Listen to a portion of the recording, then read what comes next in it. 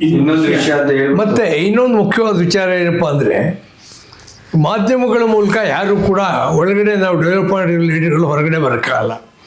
ಕಾರಣ ಏನಂದರೆ ಒಂದು ಕೆಟ್ಟ CND ರೆಗ್ಯುಲೇಷನ್ ಅಂತಿದೆ ಬ್ರಿಟಿಷ್ನವ್ರ ಕಾಲದದು.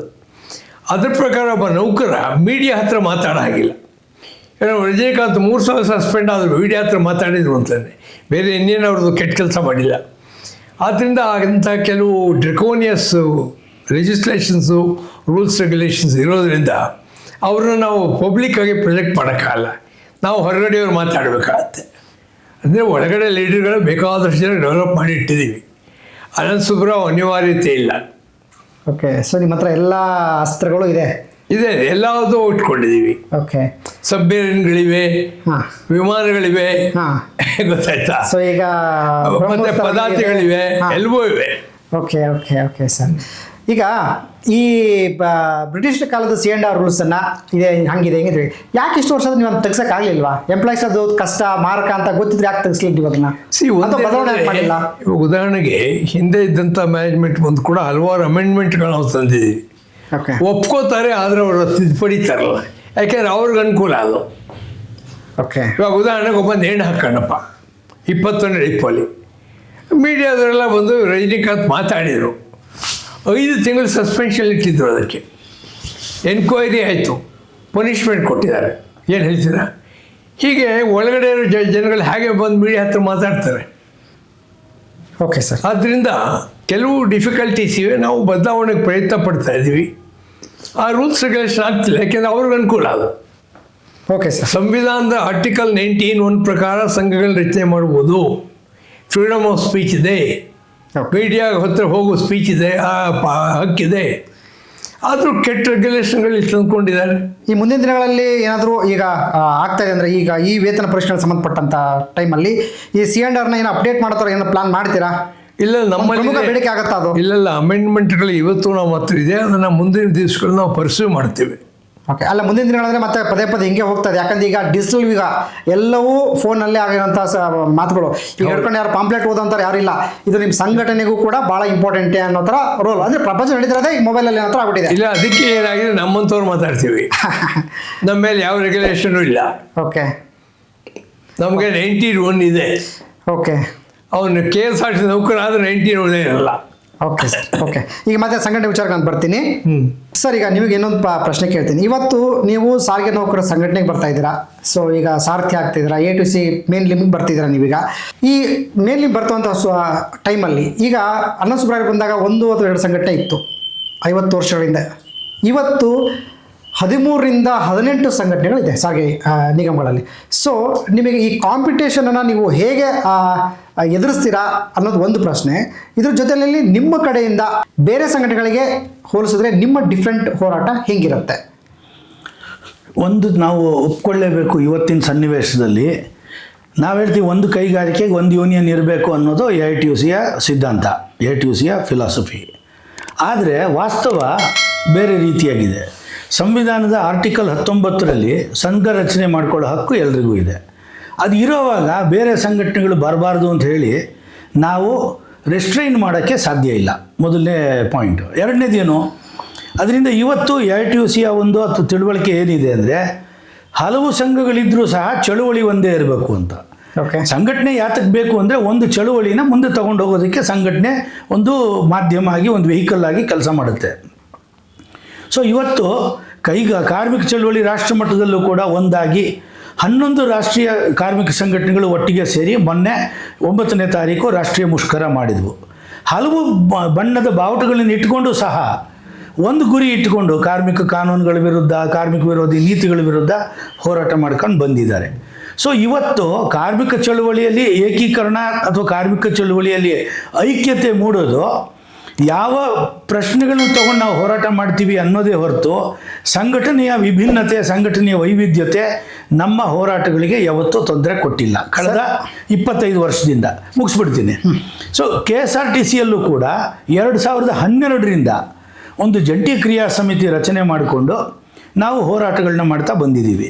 2012ರಲ್ಲಿ 2016ರಲ್ಲಿ 2 ಮುಷ್ಕರವನ್ನು ಯಶಸ್ವಿಯಾಗಿ ಈ ಜಂಟಿ ಕ್ರಿಯಾ ಸಮಿತಿ ನಡೆಸಿದೆ.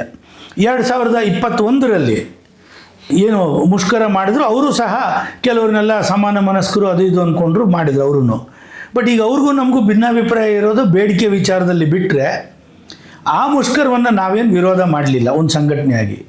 2023ರಲ್ಲಿ ಇದೇ ಜಂಟಿ ಕ್ರಿಯಾ ಸಮಿತಿ ಬೇರೆಯವರು ವಿಫಲವಾಗಿದ್ದ ಸಂದರ್ಭದಲ್ಲಿ ಹಲವಾರು ಸಾವಿರಾರು ಜನ ಡಿಸ್ಮಿಸ್ಸು ಟ್ರಾನ್ಸ್ಫರು ಆಗಿದ್ದ ಸಂದರ್ಭದಲ್ಲಿ ಹಳ್ಳ ಹಿಡಿದಂಥ ಒಂದು ಬೇಡಿಕೆ ಪ್ರಶ್ನೆನ ಬೊಮ್ಮಾಯಿಯವರ ಸರ್ಕಾರ ಇದ್ದಾಗ ಅದನ್ನು ಯಶಸ್ವಿಯಾಗಿ ಒಂದು 15% ವೇತನ ಹೆಚ್ಚಳ ತರೋದ್ರ ಮೂಲಕ ಜಂಟಿ ಕ್ರಿಯಾ ಸಮಿತಿ ಯಶಸ್ವಿಯಾಗಿ ಕೆಲಸ ಮಾಡಿದೆ. ಈಗಲೂ ಕೂಡ ನಾವು ಹಲವಾರು ಕಾರ್ಮಿಕ ಸಂಘಟನೆಗಳಿದ್ದರೂ ಸಹ ಒಂದು ಕಾರ್ಮಿಕರ ಪರವಾದಂಥ ಕೈಗಾರಿಕೆಗೆ ಪರವಾದಂಥ ಬೇಡಿಕೆಯ ಕಾರಣಕ್ಕೆ ಒಂದು ವೇದಿಕೆಗೆ ಬಂದು ನಾವು ಹೋರಾಟ ಮಾಡ್ತಾಯಿದ್ದೀವಿ.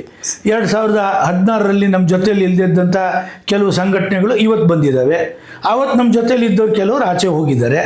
ಇದೇನೇ ಆದರೂ ಸಹ ಹಲವು ಸಂಘಟನೆಗಳಿದ್ದರೂ ಚಳುವಳಿ ಒಂದೇ ಆಗಿರೋದು ನಾವು ನೋಡ್ತಾ ಇದ್ದೀವಿ ಇವತ್ತು. ಈ ತಿಳುವಳಿಕೆನ KSRTCಯ ಅನುಭವದ ಆಧಾರದಲ್ಲಿ, ರಾಷ್ಟ್ರೀಯ ಹೋರಾಟದ ಅನುಭವದ ಆಧಾರದಲ್ಲಿ ನಾವೊಂದು ಅಭಿಪ್ರಾಯಕ್ಕೆ ಬಂದಿದ್ದೀವಿ. ಅದರಿಂದ ಮಲ್ಟಿಪ್ಲಿಸಿಟಿ ಆಫ್ ಟ್ರೇಡ್ ಯೂನಿಯನ್ನು ಅಥವಾ ಹಲವಾರು ಟ್ರೇಡ್ ಯೂನಿಯನ್ಗಳು ಒಂದು ಚಳುವಳಿಗೆ ಅಡ್ಡಿ ಆಗಲ್ಲ ಅನ್ನೋದು ನಮ್ಮ ಇತ್ತೀಚಿನ ತಿಳುವಳಿಕೆ. ಸರ್, ಈಗ ಓಕೆ, ನೀವು ಹೇಳಿದ ಮಾತು ನಾನು ಇನ್ನೊಂದು ಪ್ರಶ್ನೆ ಹುಟ್ಟಾಕ್ತೀನಿ. ಏನಂತಂದರೆ, ಈಗ ನೀವು ಹಲವಾರು ರಾಷ್ಟ್ರೀಯ ಸಂಘಟನೆ ಸೇರಿಸ್ಕೊಂಡು ಒಂದು ವಿಚಾರವನ್ನು ಇಟ್ಕೊಂಡು ವಿಚಾರಕ್ಕೆ ಸಪೋರ್ಟ್ ಮಾಡೋಂಥ ಸಂಘಟನೆ ಸೇರಿಸ್ಕೊಂಡು ನೀವು ರಾಷ್ಟ್ರ ಮಟ್ಟದಲ್ಲಿ ಹೋರಾಟ ಮಾಡ್ತೀರಾ. ಅಲ್ಲಿ ಒಂದು ಕಮ್ಯುನಿಸ್ಟ್ ಇರುತ್ತೆ, ಅಲ್ಲಿ ಸಂಘಟನೆ ಸಿದ್ಧಾಂತ ಬೇರೆ ಇರುತ್ತೆ. ಆದರೆ ಇಲ್ಲಿರುವಂಥದ್ದು ಸಾರಿಗೆ ನೌಕರರ ಸಂಘಟನೆಗಳು. ಇವರಿಗೆ ರಾಷ್ಟ್ರೀಯತೆ ಬಗ್ಗೆ ಗೊತ್ತಿಲ್ಲ, ಹೊರಗಡೆದೇನು ಗೊತ್ತಿಲ್ಲ. ಇವ್ರಿಗೇನಪ್ಪ, ನಮ್ಮ ಬಾವಿ ಒಳಗಡೆ ಏನು ಮಾಡ್ಬೋದು, ನಮ್ಮ ಟೆರಿಟರಿ ಒಳಗೆ ಏನು ಮಾಡ್ಬೋದು, ನಮ್ಮ ಸರಹದ್ದಲ್ಲಿ ನಾವೇನೆಲ್ಲ ಮಾಡ್ಬೋದು ಅನ್ನೋದನ್ನು ಮಾತ್ರ ನೋಡ್ತಾರೆ. ಸೊ ಇಲ್ಲಿ ವಿಚಾರ ಬರುವಂಥದ್ದಿಲ್ಲ. ಇಲ್ಲಿ ಈಗ ಏನಾಗ್ತಿದೆ, ಸಾರಿಗೆ ಸಂಸ್ಥೆಯಲ್ಲಿ ನಿಗಮಗಳಲ್ಲಿ 13ರಿಂದ 15-18 ಸಂಘಟನೆಗಳಾಗಿರೋದ್ರಿಂದ ಇಲ್ಲಿ ವಿಚಾರ ಅನ್ನಕ್ಕಂಥದ್ದು ಒಂದಕ್ಕೊಂದು ತಾಳೆ ಆಗ್ತದ್ದು ಕಡಿಮೆ. ಈಗ ಒಂದು ಸಂಘಟನೆ ಒಂದು ವಿಚಾರ, ಇನ್ನೊಂದು ಸಂಘಟನೆ ಇನ್ನೊಂದು ವಿಚಾರ, ಇಲ್ಲಿ ವೈಯಕ್ತಿಕವಾಗಿ ಒಂದಷ್ಟು ಆಗ್ತಾ ಇದೆ. ಇಲ್ಲಿ ವೈಯಕ್ತಿಕವಾಗಿ ಜಾಸ್ತಿ ಮುನ್ನುಗ್ತಾ ಇದೆ, ವಿಚಾರವಾಗಿ ಇಟ್ಕೊಂಡು ಮುನ್ನುಗ್ತಾ ಇದೆಯಾ, ಹೇಗೆ ಮುನ್ನುಗ್ತಿದೆ? ಇಲ್ಲ, ಈಗ ನಾನು ಅದನ್ನೇ ನಮ್ಮ ಅನುಭವದ ಆಧಾರದಲ್ಲಿ ಹೇಳುವಂಥದ್ದು. 2012ರಲ್ಲಿ 3 ಸಂಘಟನೆ ಇತ್ತು. ಒಂದು ಕ್ಷೇಮಾಭಿವೃದ್ಧಿ ಸಂಘ, ಮತ್ತು KSRTC staff and workers federation, ಇನ್ನೊಂದು ಮಹಾಮಂಡಲ. ಇವತ್ತು 6 ಸಂಘಟನೆಗಳು ನಮ್ಮ ಜಂಟಿ ಕ್ರಿಯಾ ಸಮಿತಿಯಲ್ಲಿ ಇದ್ದಾವೆ.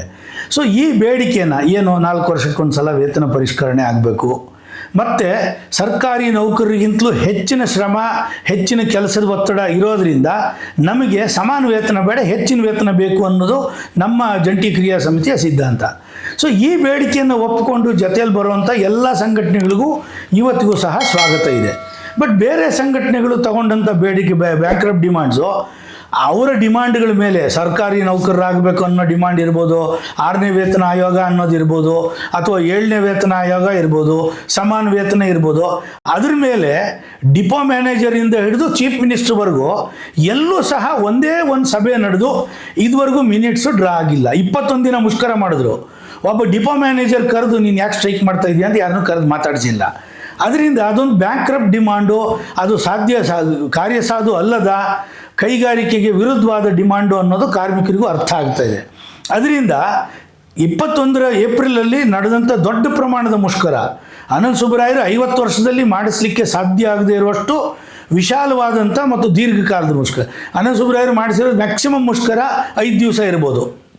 ಓಕೆ, ಆದರೆ ಇದು 15 ದಿವಸದ ಮುಷ್ಕರ ಒಂದೇ ಸಲಕ್ಕಾಯಿತು. At the end of the day ಏನಾಯಿತು, ಏನೂ ಆಗಲಿಲ್ಲ. ಅದರಿಂದ ಈ ಅನುಭವದಲ್ಲಿ ಸಾರಿಗೆ ನೌಕರು ಕರ್ಕೊಂಡಿದ್ದಾರೆ. ಯಾಕಾಗಲಿಲ್ಲ ಸರ್? ಇದು 15 ದಿನ ಮಾಡಿದ್ರು ಆಗಲಿಲ್ಲ ಅಂತ ಹೇಳ್ತಾರೆ. ಕಾರಣದಿಂದ ಡಿಮಾಂಡ್ ಆ ಥರದ್ದು. ಓಕೆ, ಈಗ ಡಿಮಾಂಡ್, ನೀವು ಅಕಸ್ಮಾತ್ ಒಂದು ಟ್ರೇಡ್ ಯೂನಿಯನ್ ಆಗಿ ನಾವು ನಮಗೆ 100 ರೂಪಾಯಿ ಕೊಡಿ, 1000 ರೂಪಾಯಿ ಕೊಡ್ರಿ, 200% ಸಂಬಳ ಹೆಚ್ಚಳ ಕೊಡ್ರಿ ಅಂತ ಕೇಳೋದು ಹಕ್ಕಿದೆ. ಅದು ಈಡೇರಿದಾಗ ಮುಷ್ಕರ ಮತ್ತೊಂದು ಮಾಡೋಕ್ಕೆ ನಮಗೆ ಸಾಧ್ಯ ಇದೆ. ಅದು ಬಿಟ್ಟು ಈಗ ಸಾರಿಗೆ ನಿಗಮಗಳು ತಮ್ಮ ಒಂದು ಮಾಲೀಕತ್ವನೇ ಬಿಟ್ಕೊಟ್ಟು ನಾವೆಲ್ಲ ಸರ್ಕಾರಿ ನೌಕರರಾಗಬೇಕಂದ್ರೆ ನಾವು KSRTC ಮ್ಯಾನೇಜ್ಮೆಂಟ್ ನೆಗೋಷಿಯೇಟ್ ಮಾಡೋಕ್ಕಾಗಲ್ಲ. ಅದನ್ನು ಸರ್ಕಾರ ಮಾಡಬೇಕು. ಅದನ್ನು ಸರ್ಕಾರ ಮಾಡಬೇಕಾದ್ರೆ ಅವ್ರಿಗೆ ಹಲವಾರು ಅಡೆತಡೆಗಳಿದ್ದಾವೆ, ಇತಿಮಿತಿಗಳಿದ್ದಾವೆ. 74 ಕಾರ್ಪೊರೇಷನ್ ನೌಕರರು ಕೇಳಿಬಿಟ್ರೆ ಸರ್ಕಾರಿ ನೌಕರರಾಗಬೇಕಂದ್ರೆ ಗತಿ ಏನು ಅನ್ನೋದು. ಈ ವಿಷಯಕ್ಕೆ ನಾನು ಆಮೇಲೆ ಬರ್ತೀನಿ. ಇವಾಗ ಸೊ ಈ 15 ದಿನ ಮುಷ್ಕರ ನಡೀತು ಅಂತ ಹೇಳಿದ್ರಲ್ಲ, ಈ ವಿಷಯಕ್ಕೆ ನಾನು ಮತ್ತೆ ಆಗೇನು ಬರ್ತಿದ್ದೀನಿ. ಸೊ ಅವತ್ತು 15 ದಿನ ಮುಷ್ಕರ ಮಾಡಿದ್ರು ಕೂಡ ಅವ್ರು ಏನನ್ನೂ ಪಡಿಲಿಲ್ಲ ಅನ್ನೋದು ನಿಮ್ಮದು ವಾಸ್ತವ ಅಂತ ನೀವು ಹೇಳ್ತೀರಾ, ಸರಿ? ಹೌದು. ಓಕೆ, ಸೊ ಇಲ್ಲಿ ಏನಾಗ್ತಿದೆ, ಇಲ್ಲಿ ಸಂಘಟನೆಗಳು ರಾಜಕೀಯ ಮಾಡ್ತಾ ಇದ್ದಾವ ಅಥವಾ ಸಂಘಟನೆಗಳು ರಾಜಕೀಯ ಪಕ್ಷದ ಜೊತೆ ಸೇರ್ಕೊಂಡ್ವಾ ಅನ್ನೋದು ಒಂದು ಪ್ರಶ್ನೆ. ಸೊ ಇಲ್ಲೇನಾಗುತ್ತೆ, ಒಂದು ಸಂಘಟನೆ ಮಾಡಿದ್ದನ್ನು ಇನ್ನೊಂದು ಸಂಘಟನೆಯವರು ಅವರ ಅಸ್ತಿತ್ವಕ್ಕೋಸ್ಕರವಾಗಿಯೇ ಇನ್ನೊಂದು ಸಂಘಟನೆ ಮಾಡಿದಂಥ ಸ್ಟ್ರೈಕನ್ನು ಮುರಿಯೋದಕ್ಕೋಸ್ಕರ ಸುಮಾರು ಜನ ಡಿಸ್ಮಿಸ್ ಮಾಡಿಸಿದ್ರು, ಪನಿಷ್ಮೆಂಟನ್ನು ಮಾಡಿಸಿದ್ರು, 10,000 ಜನಕ್ಕೆ ಹೆಚ್ಚು ಜನಕ್ಕೆ ಶಿಕ್ಷೆ ಒಳಗಾದರು ಅನ್ನುವಂಥ ಒಂದು ಆಪಾದನೆಯನ್ನು ಇಂಡೈರೆಕ್ಟಾಗಿ ನಿಮ್ಮ ಸಂಘಟನೆ ಮೇಲೆ ಹಾಕ್ತಾ ಇದ್ದಾರೆ.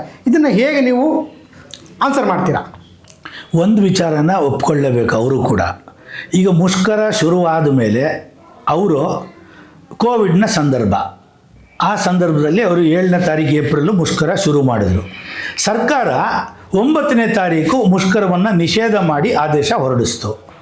ಅದಾದ ಕೂಡಲೇ ಆ ಆದೇಶ ಬಂದ ತಕ್ಷಣವೇ ಮ್ಯಾನೇಜ್ಮೆಂಟು ಎಲ್ರಿಗೂ ಸಹ ನೀವು ಇದು ಸರ್ಕಾರ ಮುಷ್ಕರ ನಿಷೇಧ ಮಾಡಿದೆ, ಎಸೆನ್ಷಿಯಲ್ ಇದರಲ್ಲಿ services act, maintenance act, ESMA ಎಲ್ಲ ಕಾನೂನು ಅಡಿಯಲ್ಲಿ ಇದನ್ನೆಲ್ಲ ವಿಸ್ತರಣೆ ಮಾಡ್ಕೊಂಡು ಹೋಗಿದೆ, ಇದನ್ನು ಅಗತ್ಯ ಸೇವೆ ಅಂತ ಘೋಷಣೆ ಮಾಡಿದೆ ಅಂತೆಲ್ಲ ಹೇಳಿ ನೋಟಿಸ್ ಕೊಟ್ಟರು.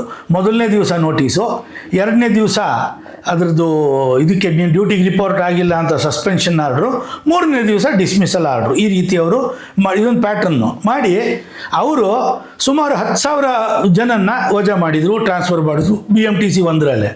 ಇದೆಲ್ಲ ಮಾಡುವಾಗ ಅದಾದಮೇಲೂ ಮುಷ್ಕರ ಮುಂದುವರಿಯಿತು. ಸಂಘಟನೆಗೆ AITUCಗಾಗಲಿ ಫೆಡರೇಷನ್ಗಾಗಲಿ ಆ ಬೇಡಿಕೆ ಜೊತೆ ಭಿನ್ನಾಭಿಪ್ರಾಯ ಇತ್ತೇ ವಿನಃ ನಾವು ಯಾವತ್ತೂ ಸಹ ಆ ಮುಷ್ಕರವನ್ನು ವಿರೋಧ ಮಾಡಿ ಕೆಲಸಗಾರರು ನೀವು ಆ ಮುಷ್ಕರ ಮುರಿರಿ ಅಂತ ನಾವು ಕರೆ ಕೊಟ್ಟಿಲ್ಲ. ನಾನು ಕೋವಿಡ್ ಟೈಮಲ್ಲಿ ಕ್ವಾರಂಟೈನಲ್ಲಿ ಇದ್ದೆ. ನಾನು ಅನಂತ ಸುಬ್ರಾಯ್ ಆಸ್ಪತ್ರೆಯಲ್ಲಿದ್ದು ನಮ್ಮ ಮನೇಲೇ ಇದ್ದೆ.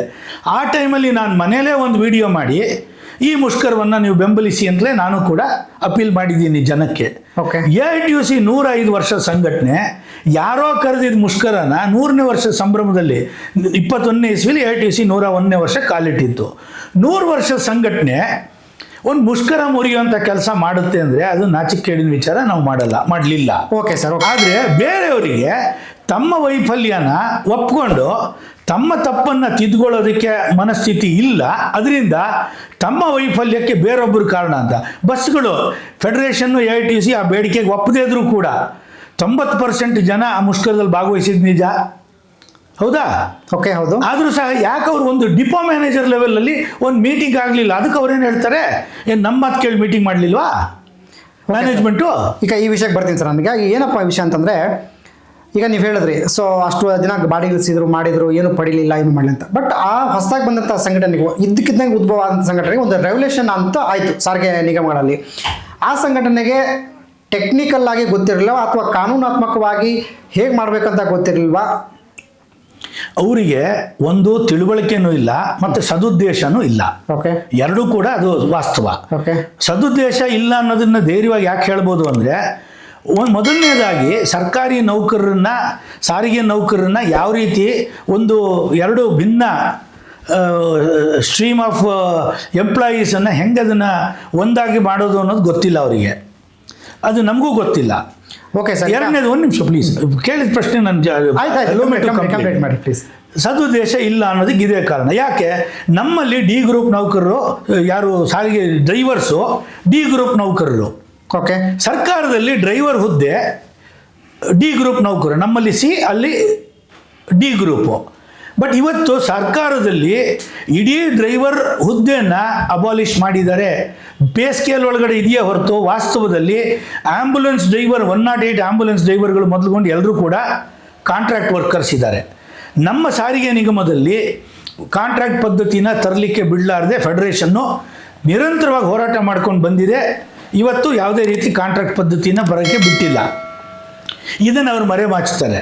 ಎರಡನೇದು ಏನು ಪ್ರಚಾರ ಮಾಡಿದ್ರು, ಅನಂತ ಸುಬ್ರಾವ್ ಅವರಿಗೆ, ಅವ್ರ ಯೂನಿಯನ್ಗೆ 5 ರೂಪಾಯಿನ ತಿಂಗಳು ಬರ್ತಾ ಇದೆ, 1.25 ಲಕ್ಷ ಜನ ಕೊಟ್ಟರೆ 5 ಲಕ್ಷ ರೂಪಾಯಿ ತಿಂಗಳು ವರಮಾನ ಇದೆ ಅದು. ನಮ್ಮ ಮೆಂಬರ್ಶಿಪ್ ಅಷ್ಟಿಲ್ಲ, 5 ರೂಪಾಯಿ ನಮಗೆ ಬರ್ತಾ ಇರಲಿಲ್ಲ.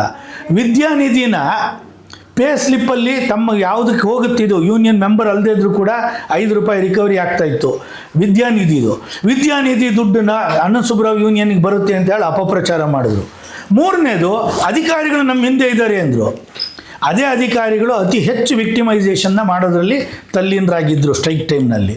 ಈ ರೀತಿಯಾಗಿ ಸದುದ್ದೇಶ ಇಲ್ಲ ಅನ್ನೋಕ್ಕೆ. ಮತ್ತು ಇನ್ನೊಂದು ಭಾಳ ದೊಡ್ಡ ಪ್ರೂಫ್ ಏನಪ್ಪ ಅಂದರೆ, ರಾತ್ರಿ 12:30 ಗಂಟೆಗೆ ಅನಂತ ಸುಬ್ರಾವ್ಗೆ ಅವರ ಹಲವಾರು ವರ್ಷಗಳ ಪರಿಚಯ ಇರತಕ್ಕಂಥ ಒಬ್ಬ ಮನುಷ್ಯನ ಕೈಲಿ ಫೋನ್ ಮಾಡಿಸಿ, ಆ ಫೋನನ್ನು ವೈರಲ್ ಮಾಡಿ ನಮ್ಮಿಂದ ಆ ಮುಷ್ಕರ ಮುರಿಯಿತು ಅನ್ನೋ ರೀತಿಯಲ್ಲಿ ಬಿಂಬಿಸ್ಲಿಕ್ಕೆ ಹೊರಟರು.